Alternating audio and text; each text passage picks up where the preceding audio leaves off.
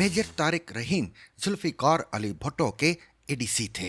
वो एक बहादुर अफसर थे। 1974 में भुट्टो साहब कबायली इलाके के दौरे पर गए। वजीर आजम जब हेलीकॉप्टर से उतरे तो जलसा गाह में धमाका हो गया। मेजर तारिक रहीम ने भुट्टो साहब को धक्का देकर नीचे गिराया और खुद उनके ऊपर लेट गया। वो खुद जख्मी हो गया जबकि भुट्टो साहब मुकम्मल तौर पर महफूज रहे। भुट्टो साहब ने बाद अज़ां जलसे में मेजर तारिक रहीम को स्टेज पर बुलाया और हजारों लोगों के सामने इसकी बहादुरी और वफादारी की तारीफ की। भुट्टो साहब इस वाक़े के बाद मेजर तारिक रहीम को बहुत अजीज रखने लगे। मार्च 1977 में इलेक्शन से पहले वजीर आजम ने मेजर तारिक रहीम समेत अपने मिलिट्री स्टाफ को बुलाया और इसको पेशकश की, मैं इलेक्शन के बाद हो सकता है वजीर आजम ना रहूं, लिहाजा अगर तुम लोग किसी और जगह ट्रांसफर चाहते हो तो मैं आज ऑर्डर कर सकता हूं। मेजर तारिक रहीम फॉरेन सर्विस में जाना चाहता था। भुट्टो साहब उसकी इस ख्वाहिश से वाकिफ थे, लेकिन उसने जवाब दिया, सर हम इस नाजुक वक्त में आपको छोड़कर नहीं जा सकते।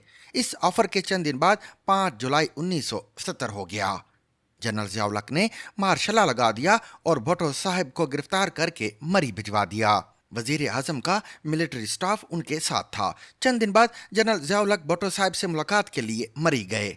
मुलाकात अच्छी साबित नहीं हुई, लेकिन इसके बावजूद जनरल ज़िया ने भुट्टो साहब से पूछा, सर आपका कोई ऐसा काम जो अधूरा रह गया हो, मैं वो मुकम्मल करने के लिए तैयार हूँ, ये मेरे लिए एजाज़ होगा।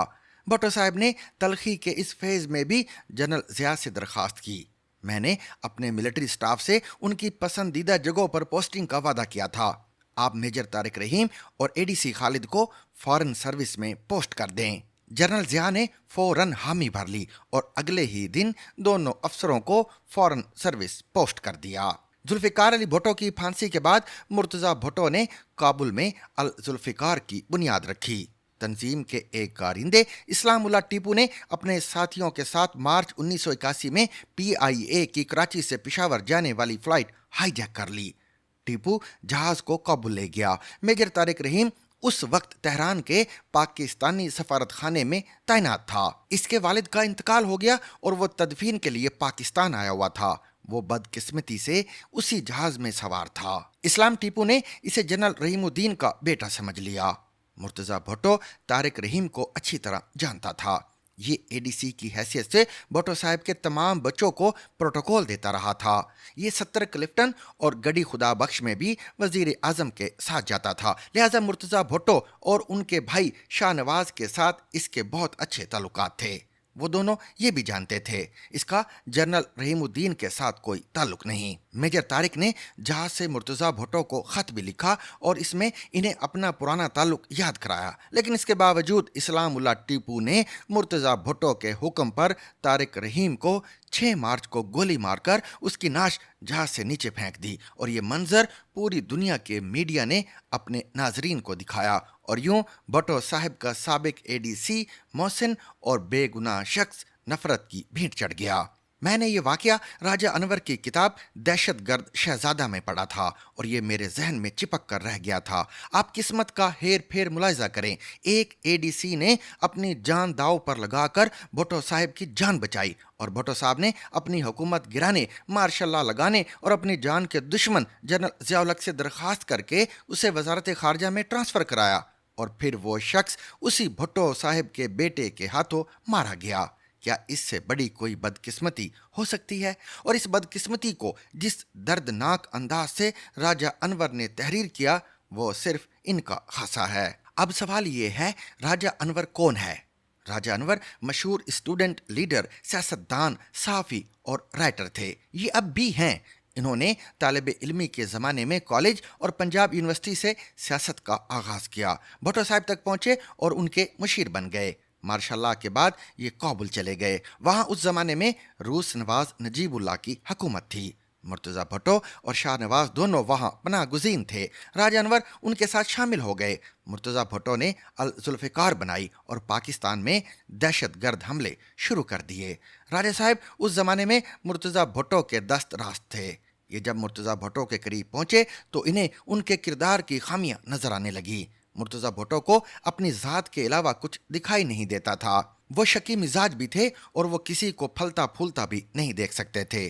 بہرحال اس دوران مرتضیٰ بھٹو سے ان کے اختلافات ہوئے اور انہوں نے نجیب اللہ کو کہہ کر راجہ انور کو کابل کی پل چرغی جیل میں بند کرا دیا۔ جیل کا وہ دور بہت دردناک تھا۔ اسلام اللہ ٹیپو اور دوسرے انقلابی بھی بہت جلد مرتضیٰ بھٹو کا اعتماد کھو کر جیل پہنچ گئے۔ راجہ انور کو ان سے ملاقات کا موقع ملا۔ وہ سب اپنی غلطیوں اور مرتضیٰ بھٹو پر اندھے اعتماد پر شرمندہ تھے۔ مرتضیٰ بھٹو نے اس دوران راجہ انور کے قتل کی خبر بھی جاری کرا دی۔ اس خبر سے قبل راجہ صاحب کی قبر بھی کھود دی گئی تھی اور انہیں اس کی زیارت بھی کرا دی گئی۔ پاکستان میں ان کی غائبانہ نماز جنازہ ہو گئی اور خاندان اور دوستوں نے ان کی تعزیت بھی کر لی، لیکن اللہ تعالیٰ کو ان کی زندگی عزیز تھی، چنانچہ یہ بچ بھی گئے اور فرار ہو کر جرمنی بھی پہنچ گئے۔ وہاں انہوں نے سیاست اور انقلاب سے تائب ہو کر بزنس شروع کیا، شادی کی، بچے پیدا کیے اور ایک نارمل زندگی کا آغاز کیا۔ یہ 1988 کے بعد پاکستان آئے اور اخبارات میں کالم لکھنا شروع کر دیے اور پورے ملک کو اپنا دیوانہ بنا لیا۔ اس دوران انہوں نے ٹیررسٹ پرنس کے نام سے انگریزی میں کتاب لکھی۔ اس کا بعد ازاں دہشت گرد شہزادہ کے نام سے ترجمہ ہوا اور اس کتاب نے ملک میں تہلکہ مچا دیا۔ راجہ صاحب نے اس کے بعد چھوٹی جیل سے بڑی جیل تک، قبر کی آغوش اور بن باز کے نام سے بھی کتابیں لکھیں۔ یہ کتابیں بھی کمال تھیں۔ میں نے طالب علمی کے زمانے میں ان کی کتاب جھوٹے روپ کے درشن پڑھی تھی اور ان کی سلاست، روانی اور قادر الکلامی کا دیوانہ ہو گیا تھا۔ اللہ تعالیٰ نے راجہ انور کو مطالعے، مشاہدے اور زبان کی قدرت دے رکھی تھی۔ یہ جب لکھتے ہیں تو معلومات، دلائل اور مشاہدات کا انبار لگا دیتے ہیں۔ اللہ تعالیٰ علم، مطالعہ اور مشاہدہ بہت لوگوں کو دیتا ہے، لیکن ان کے ساتھ ساتھ جذبات اور احساسات کی دولت بہت کم لوگوں کو نصیب ہوتی ہے۔ راجہ صاحب کو قدرت کی طرف سے یہ خوبی بھی ودیت کی گئی۔ ان کی تحریر پھیکی نہیں ہوتی، ان میں احساسات اور جذبات کی چاشنی بھی ہوتی ہے اور دھڑکتے تڑپتے ہوئے دل کی دھک دھک بھی۔ میں ان کی کتابیں بے شمار مرتبہ پڑھ چکا ہوں۔ آپ یقین کریں، یہ ہر بار میرے اوپر پہلے سے زیادہ اثر کرتی ہیں۔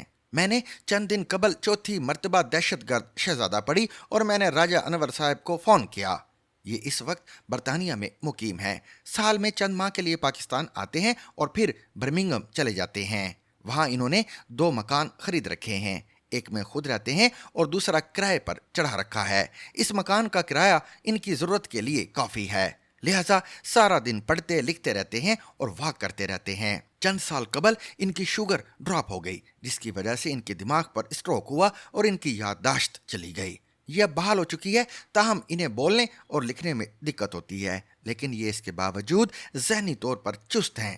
پرویز رشید ان کے پیپلز پارٹی کے دور کے پرانے دوست ہیں۔ یہ انہیں نون لیگ میں لے آئے تھے، مگر پارٹی ان سے کوئی کام نہیں لے سکی۔ شاید ہماری پارٹیوں کو اب راجہ انور جیسے لوگوں کی ضرورت نہیں رہی۔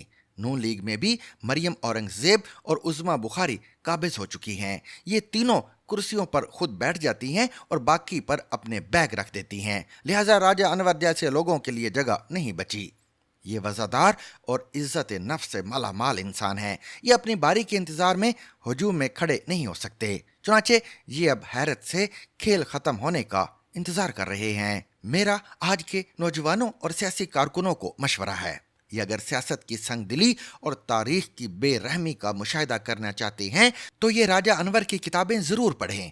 یہ کتابیں ان کی آنکھیں کھول دیں گی، یہ انہیں اس ماضی سے متعارف کرا دیں گی جس سے رابطے کے بغیر ہمارا حال اچھا ہو سکتا ہے اور نہ مستقبل۔